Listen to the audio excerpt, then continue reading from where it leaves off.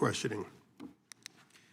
Well, thank you, Mr. Chairman. This hearing today reminds me of a lot of the other hearings that we've had in this Congress and previous Congresses when we focus on the specifics of maybe the industry and not focus so much on our broken system, which continues to be exploited and leveraged in so many different ways.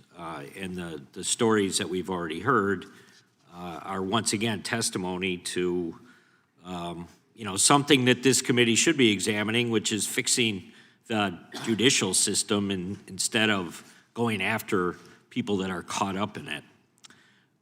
Ms. Schultz, I'd like to begin from your testimony. You state that over the last 20 years, Cambria has itself successfully fabricated only Cambria quartz slabs and has done so without a single reported case of a fab shop worker contracting silicosis or other occupational diseases. You also state that after more than 10 million labor hours, excuse me, in our fab shops, not a single Cambria fab shop worker has reported occupational disease, including scoliosis. Is that correct? Yes, absolutely. And I should note for the record too, we started small. The company was not the size that it is with 1,800 employees when it first opened in 2001.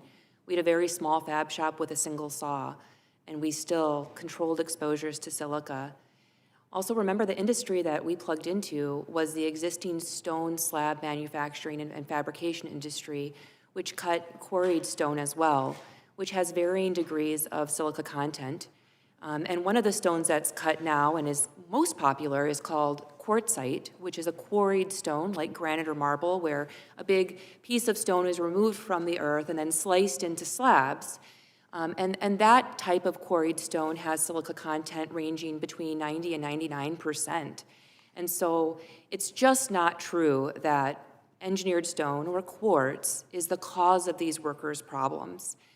And of course, their plight is incredibly sad, but until and unless these workplaces are addressed, the illnesses will continue. So when workers follow OSHA workplace safety mandates, the risk of silicosis or other occupational diseases is negligible at best. Is that correct? Yes, and we rely, of course, on OSHA, both federal and state OSHA, to set the appropriate regulations and the appropriate permissible exposure limits for the products that we work with. And this is true for any workplace in America. We are all bound to provide our workers a safe workplace.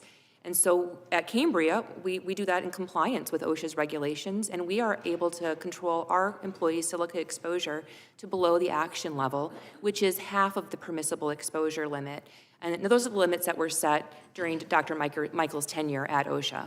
How many lawsuits is Cambria currently facing over silicosis? Yeah, we're currently defending approximately 400 lawsuits, most of which are pending in California state courts. While 2 have gone to trial, it's simply overwhelming to defend against this numerosity of cases. And the chilling reality is that the lawsuits are doing nothing to address the workplace conditions. Going after the good manufacturers simply is not fixing the problem. And in dollars as a result, any idea what that number would be? Yeah, of course, it's hard to estimate, but I can tell you that it costs millions of dollars to defend a case all the way through trial. And then, of course, there's the potential for a nuclear verdict. These workers are very injured and very sympathetic. And so when they go to a jury, it's a perfect case for a products liability lawyer to have the opportunity to show a very endangered worker. They're very difficult to defend. Very good. So let's envision a world in which the trial lawyers win a few massive verdicts and businesses are now facing millions of dollars in litigation exposure. What does that mean for both the availability and affordability of stone slab products like kitchen countertops? Mr. Talwar, I mean, what are you guys anticipating could happen down the road?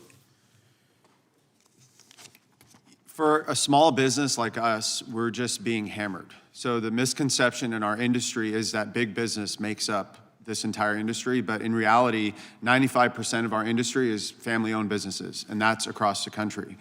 We're not taking away from the severity of silicosis and how serious this is, but it is ultimately, we're out of control of how it's cut and how it's processed. Now, if you take away quartz slabs altogether, there's still other stones that are being cut, quarried stones that are being cut. Those produce dust. If you're not controlling the actual fabrication of these stones, there's still dust. If you breathe that dust, it still has silica. If you're breathing in silica, the problem doesn't go away. So as far as cost goes, you know, I couldn't even imagine a world where if stone went away and quartz went away, what are you putting on your kitchen countertops? So I couldn't even answer that question. Thank you, Chairman. I yield back.